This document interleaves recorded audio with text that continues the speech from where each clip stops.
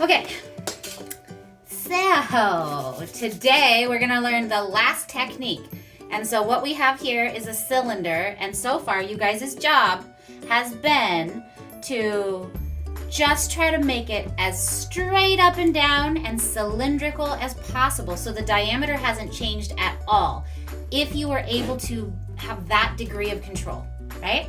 Which is what we were aiming for, so that the diameter stays the same. Some of you might have a little belly in some spot or a little tailoring or, coming in some areas that happened accidentally. And so we're just gonna do our best to try to form it, right? So if it's a little chubby in one spot, we can just really gently kind of squish it in, but we wanna be really careful. If it's in the part that is blended, remember we can use our scrapers to kind of scrape down areas, and as long as it's not becoming too thin, that's another way that we can kind of help keep the diameter under control, right? But then there's the whole nother piece of sometimes we want our diameter to change, and so we always want to do things with intention. And so what we're going to do is we're going to start by just stacking coils and blending them normally for like an inch, because that's a design choice, right? So I'm leading you through this, but the reason that we're making this particular design choice is for balance, right? So think like a ham and cheese sandwich. You got the bread super plain on the bottom and the bread on the top super plain. The inside, all sorts of textures and colors and style, right? So you have more going on. So think of it, we're balancing it using the like sandwich philosophy, where we are going to take something super, super interesting, which is our exposed coils, and then we're gonna do some plain coils around it, because that's gonna draw your attention in here, and it's gonna create a sense of balance. Like it's the right amount of excitement for the right amount of boring, right? So, when you use these techniques in the future, I won't be controlling them as specifically, right? This is about showing proficiency. When you're showing creative voice, which is going to be your next assignment, it's going to be all up to you. So please try to stick with, from this point down is a cylinder, and we're going to go up 1 inch, and then we're going to start moving in. Okay? So first thing is to roll the coils, right? So again, rolling coils, it's not quite as easy as it looks, but it's also not terribly difficult, okay?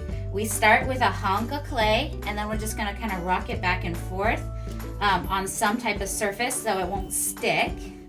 It can just be your table, which is fine, as long as it's not like wet or something that's creating like suction. And so a reminder of the size of coils we're going for. Remember, we're going for about the size of your thumb, or if they are a little smaller, about the size of your index finger, right?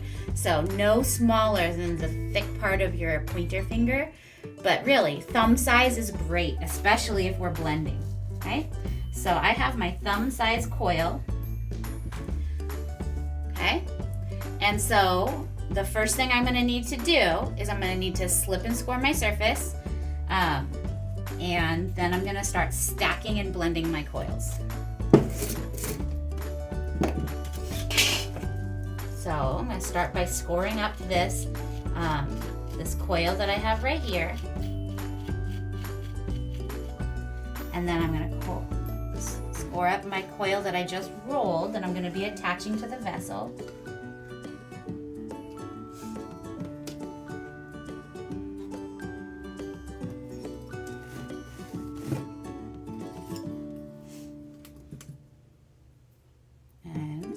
Layer a slip. Remember, the slip doesn't have to go on both sides, just one. So I don't have to put it on the vessel and on the new coil. I can just put it on the new coil. It's enough slip.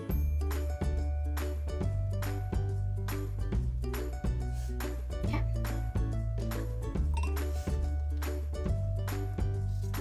All right, so now I'm gonna be real careful because I want it to go straight up.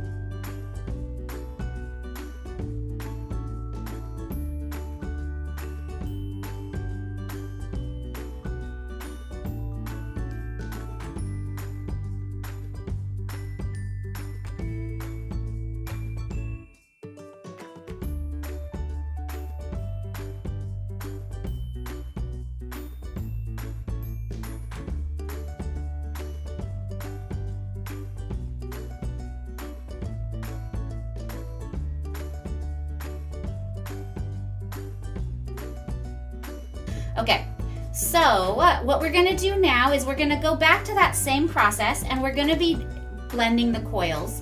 So again, we want those thumb-sized coils. And when we do this, instead of stacking them directly on top of each other, we're going to stack them. So what I'm gonna show you how to do is to make the form go in, right? So the diameter is gonna be getting smaller. For those of you who feel really confident, you can also make it go out by doing the opposite, right? So by stacking your coils slightly inside and every one is getting slightly closer and closer, closing that diameter, you change the shape of your overall form, okay? So there's gonna be a couple things that you gotta be careful of. One is, as you make that form smaller, it becomes a lot harder to get your fingers in there to smooth stuff out. So you're gonna wanna start smoothing out after every coil once you decide you're gonna start closing the diameter, okay? So that's the first thing to be thinking of. And then the next is, you wanna make sure your coils are big enough to hold the weight, because as they start to move in, they're gonna become a little more susceptible to collapsing. And so we're gonna be putting coils on top of those, and the weight of those coils have to be able to be held. So we definitely wanna make sure that our coils aren't too small when we're closing in the diameter, okay? So little teeny weeny coils might not be able to really hold the weight that we need it to hold.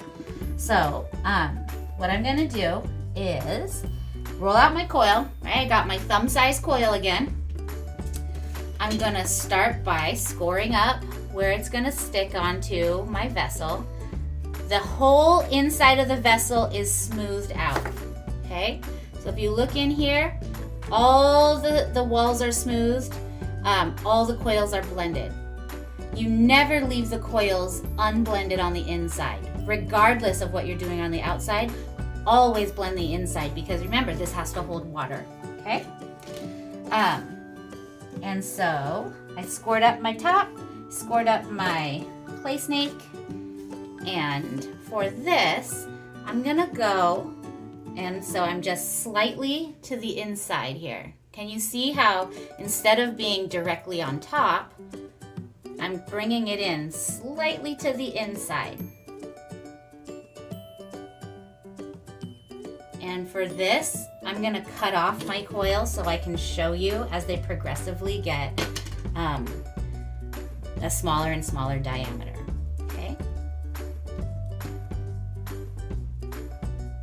I'm gonna bring mine in pretty dramatically because I want it to have a bottle shape, right? So if you think about, like if this were like a wine bottle, for example, right? It would go up and then kind of sharply come in and then up again.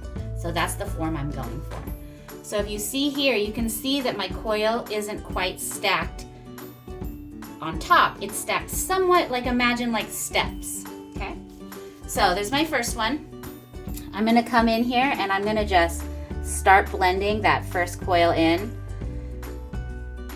because I don't want to have to do multiple coils when I'm stacking that diameter in towards me, right? Because it's harder and harder to get in there. So I'm just gonna do one at a time.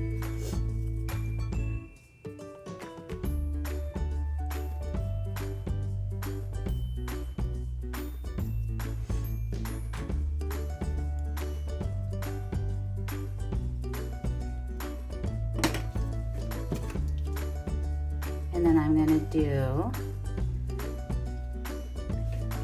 the outside. You can blend in, you don't have to do that immediately unless you choose to.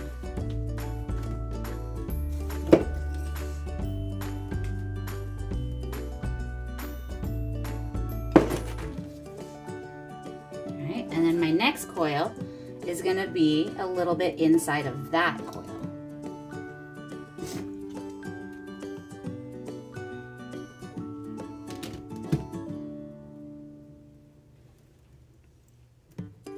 So it kind of is starting to look like a cupcake, right? Like whoosh, whoosh, whoosh, whoosh.